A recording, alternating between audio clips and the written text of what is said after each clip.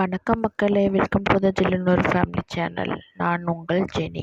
இன்றைக்கி நம்ம பார்க்க போகிற ரெசிபி வடகம் சிக்கன் குழம்பு. ஒரு கடாய் வச்சுட்டு ஹீட் ஆனதும் ஆயில் போட்டுட்டு எண்ணெய் ஹீட் ஆனதும் ஒரு 2 டேபிள் ஸ்பூன் கறி வடகம் ஆட் பண்ணிக்கலாம். இந்த கறி வடகம் ஹோம்மேடாக செய்கிறது. 1 டீஸ்பூன் ஜீரகம் ஆட் பண்ணிக்கலாம். ஒரு தக்காளியை பொடியாக கட் பண்ணி ஆட் பண்ணிக்கலாம். 3 வெங்காயம் பொடியாக கட் பண்ணி ஆட் பண்ணியிருக்கோம். ஒரு 2 மினிட்ஸ் நல்லா வதக்கிக்கலாம். இந்த கறி வடகம், மீன் குழம்பு, புளிக்குழம்பு இதுக்கு தாளிக்க யூஸ் பண்ணிக்கலாம். ஆறுனதும் மிக்ஸி ஜாருக்கு மாற்றிக்கலாம். ஒரு நைஸான பேஸ்ட்டாக இதை அரைச்சிக்கலாம். ஒரு பேன் வச்சுட்டு ஹீட் ஆனதும் 2 டேபிள் ஸ்பூன் ஆயில் ஆட் பண்ணிக்கலாம். ஆயில் ஹீட் ஆனதும் பட்டை, கிராம்பு ஆட் பண்ணிக்கலாம். அரைச்ச மசாலாவையும் ஆட் பண்ணிக்கலாம். ஜார் வாஷ் பண்ண வாட்டரையும் ஆட் பண்ணிக்கலாம்.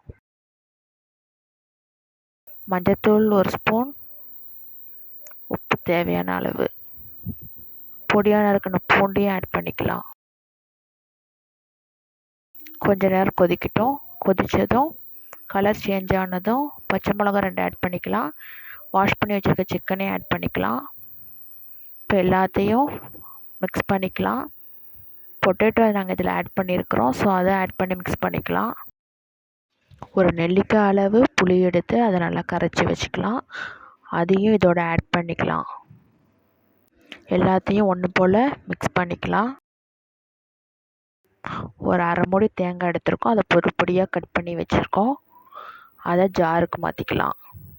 இது ஒரு நல்லா திக் பேஸ்ட்டாக அரைச்சிக்கலாம். அரைச்ச தேங்காவை குழம்புல ஆட் பண்ணிக்கலாம். எல்லாத்தையும் நல்லா மிக்ஸ் பண்ணிக்கோங்க. இப்போ ப்ரெஷர் பேனை மூடி விசில் போட்டுடலாம். ஒரு 5 விசில் வரட்டும். வந்ததும் ஆஃப் பண்ணிடலாம். குழம்பு சூப்பராக ரெடி ஆயிடுச்சு. சிக்கனும் நல்லா வெந்திருக்கு. இப்போ ஒரு 5 to 10 மினிட்ஸ் இது நல்லா கொதிக்கட்டும். டேஸ்டான வடகம் சிக்கன் குழம்பு ரெடி. இது இட்லி, சப்பாத்தி, ரைஸ் எல்லாத்துக்குமே சூட் ஆகும். நன்றி, விடைபெறுகிறேன்.